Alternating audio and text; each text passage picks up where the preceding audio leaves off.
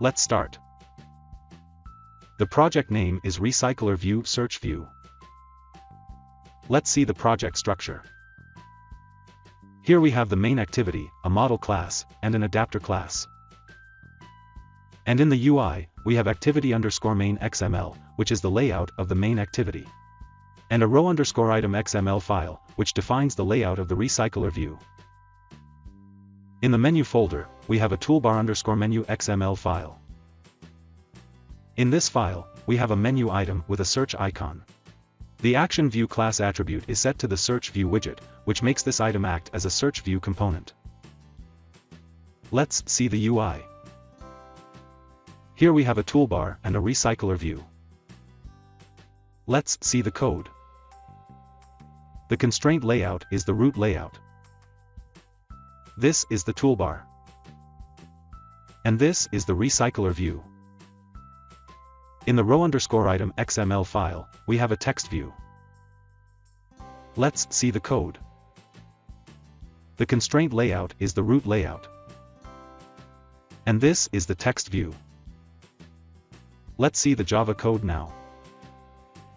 This is the model class, with a string variable name as the data member.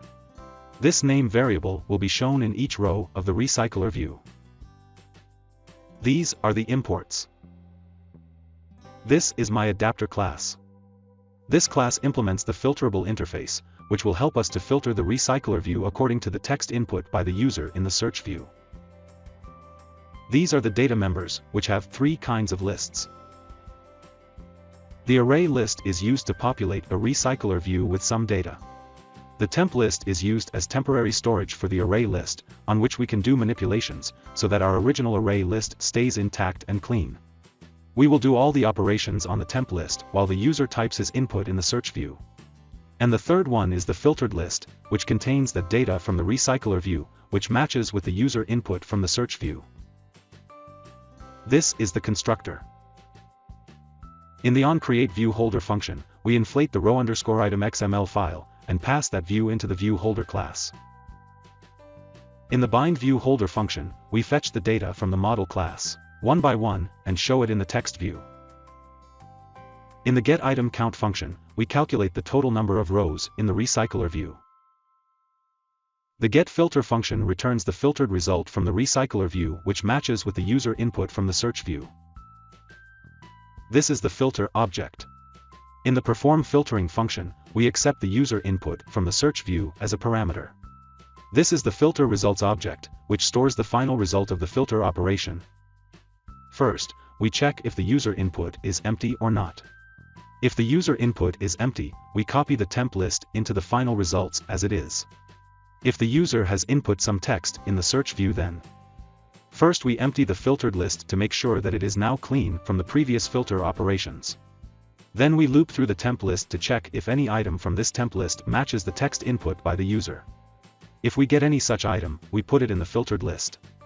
And once the looping is done, we copy the filtered list into the final results. And then we return the results. The final results are fetched inside this publishResults function. Here we copy the results into our array list, as we only use the array list to populate the recycler view. And then we notify the adapter that the data of the recycler view has been changed. This is the viewHolder class. These are the imports. This is the main activity. These are the data members. Here we have an array list of the model class type. And an array of strings, which we will use to fill the recycler view data. In the getData function, we fetch the data from the array, and put it inside the array list, as a recycler view needs the data in array list format. In the onCreate function, first, we set up the toolbar. Then we have created an object of my adapter class, and passed the array list data in it, using the getData function. Then we set the layout of the recycler view as linear. There are several types such as linear, horizontal, staggered, etc. Then we set the item animator and item decoration attributes of the recycler view. And finally, we set the adapter object into our recycler view. In the onCreateOptions menu function, we inflate the toolbar menu from the menu folder. Then we call the setup_search_view function. In this function, we set up different attributes of the search view of the toolbar. Here we set the maximum width of the search view equivalent to the toolbar.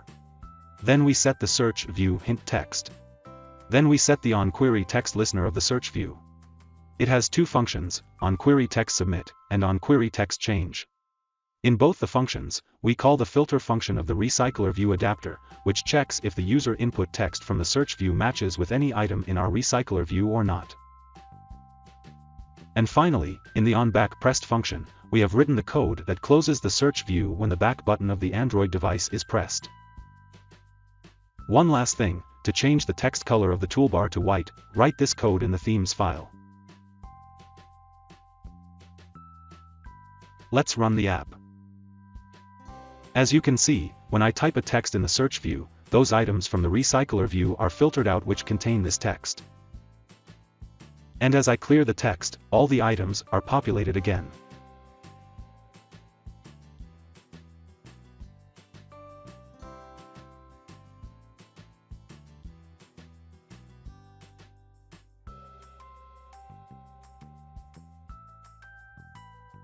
So that's it. That's how you can implement a Recyclerview search view filter in Java Android. Thanks for watching.